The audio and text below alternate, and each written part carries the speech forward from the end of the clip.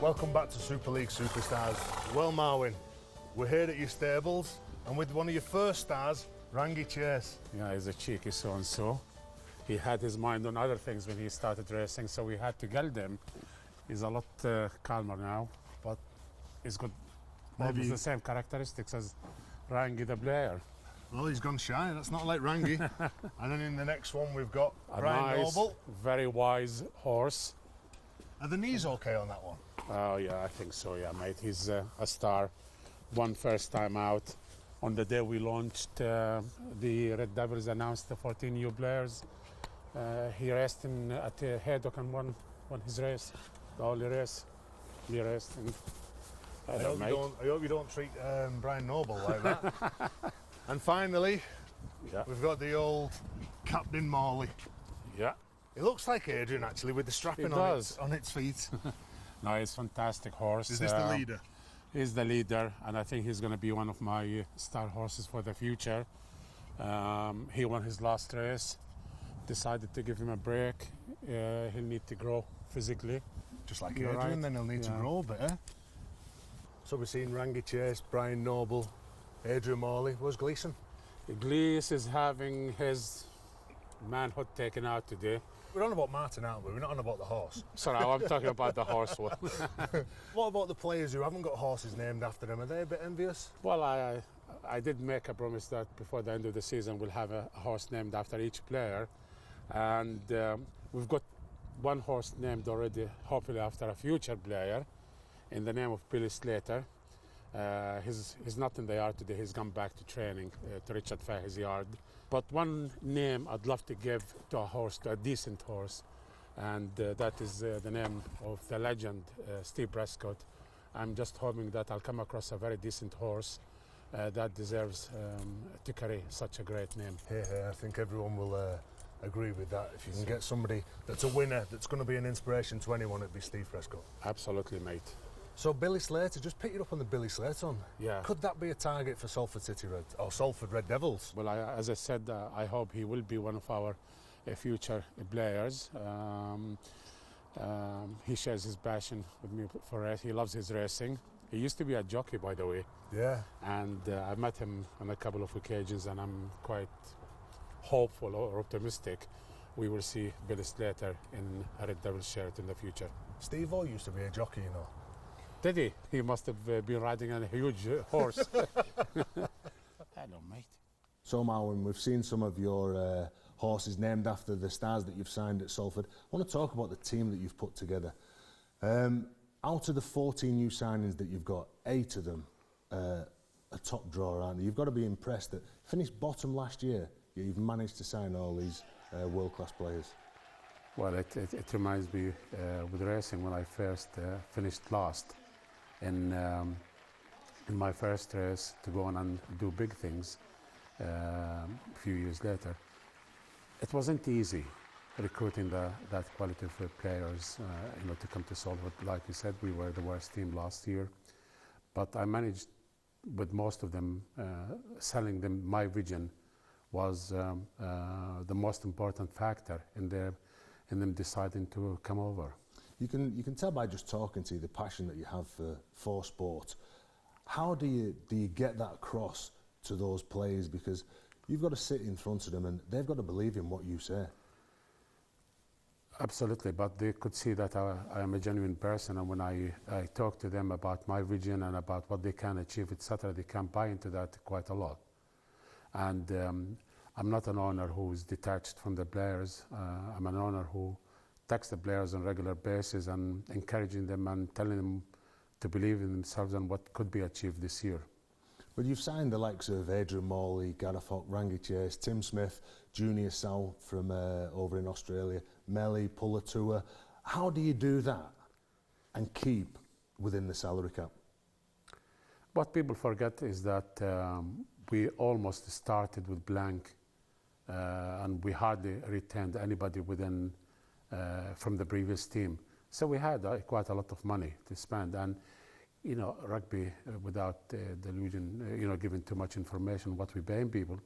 But on average, if you pay somebody £100,000 a year, then you could easily recruit 14, 15 players and stay within the cap. It was reported that you were trying to sign Sam Tompkins and Sonny Bill Williams. Were they genuine? Absolutely. For Sam Tompkins, we made a world record bid of £1 million to sign him, but I understand the reason why he wanted to go to the NRL. And as for Sonny Bill Williams, had we been allowed a marquee player, or if we had the allowance for a marquee player, Sonny Bill Williams would be on board. Can you just explain to us what a marquee allowance is, please? As everybody knows, there's a salary cap of £1.8 million, and which is the maximum you could spend on salaries, etc. And in order to bring in a star like Sonny Bill Williams, you need to talk about probably paying them more than half of that salary cap. So the proposal that I'm putting through early this year to the RFL is to allow each club one player whose salary counts outside the cap, and that's what we call a marquee player, or an allowance for a marquee player. What about you look down your squad? Who do you think has been the best signing for Salford? People ask me the same question many times, and I went to Lee the other last week to watch them, and when you look around, every one of them is a good signing. Come on, name one. You've got to name somebody. It's your money, you've spent it. Who's the one that when you signed him and Brian Noble phoned you up and said, Marwan, we've got him? Harrison Hansen. See, that is a brilliant sign. And I remember when I was at Salford, Harrison running through the stands because he used to play with his dad. Yeah. And to get him when his testimonial was going to be starting at Wigan this year, that's a major coup, that, isn't it? It is, mate, absolutely, and it sends the right message. And I know how much it meant to him. I know people talk about Adrian Morley coming home as well, but Harrison coming home as well. Yeah, huge. It's absolutely huge. What will be a success for Salford this year? I always said it would be great for us to be in the top 4, but be very disappointing if we are not in the top 6. So is the pressure on the players, the coach, everybody for that's what you want? Mate, you played the game before, right? You know what a physical game it is. Sometimes when you are in a fight with the other player, it's who wants it more. And the player I have, I know they want it more than any other. You look back, take you back a few months, and we saw some of the best players in the world come over in the World Cup. What did you actually, when you looked at the England side, what did you think of their performances? With all due respect, to other teams in the competition, it was a 3-horse race. England, New Zealand, and Australia. And the way I see it, the England team played very well against New Zealand, but we still finished 3rd in a 3-horse race. A successful England team is very important to the future of the sport. And although we had what I consider world-class players in the team, I don't think the coach got the most out of them. And this is why it was a big surprise for me when they reappointed him on a part-time basis, based in Australia, to coach the England team. Surely an England team deserves better than having somebody who is working on a part-time basis with them and be based in Australia. If they wanted a part-time coach, why don't we look at Sean, Brian Noble, Brian McDermott, Paul Anderson? They are people full of passion. So in sport, whether it be in horse racing or in rugby league, is that what you see 9 times out of 10, that it's passion, it's giving their all? Of course. At the end of the day, mate, rugby league is 13 players against 13 players. You need to have the passion to be able to go on the field and perform better than your opponent.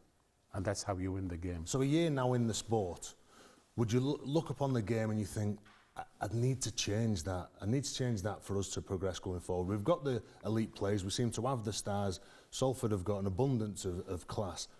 What would you change in the game if you could? What I would change, start at the very top and look at the way the game is run and administered. I always, and I don't care who I hurt. I think having a chief executive who runs both the Super League and the RFL is not the right thing to do. There will always be a conflict of interest between the two organizations. Secondly, Super League clubs should have more power in the running of the game. That's the very first thing I would love to change. And that's how you're going to start the revolution of driving the sports forward. Marwan, I could stay here all day and talk to you. You're very honest. Can I just ask you, when I left Salford, they still owe me £3,000. Oh, you have to go through the CVA. We'll talk about that off camera. Marwan, thanks for your time. All Good right, luck mate. this season. Cheers. Terry O'Connor there talking to Marwan Koukash. Well, next week we talk to a man who was paralysed from the neck down in a rugby accident, but he managed to get back on his feet and fight back to inspire others. I'd only been there a few days and they basically come and sat around my bed and said I wouldn't sit up, walk, feed myself, look after myself. And it were hard to take. Even now, you know, I'm 11 years on and it's still, I just think about that moment when he sat down and told me these things. This was a guy trying to tell me how my life was going to be so different. A life that I didn't recognise, and I certainly didn't want it.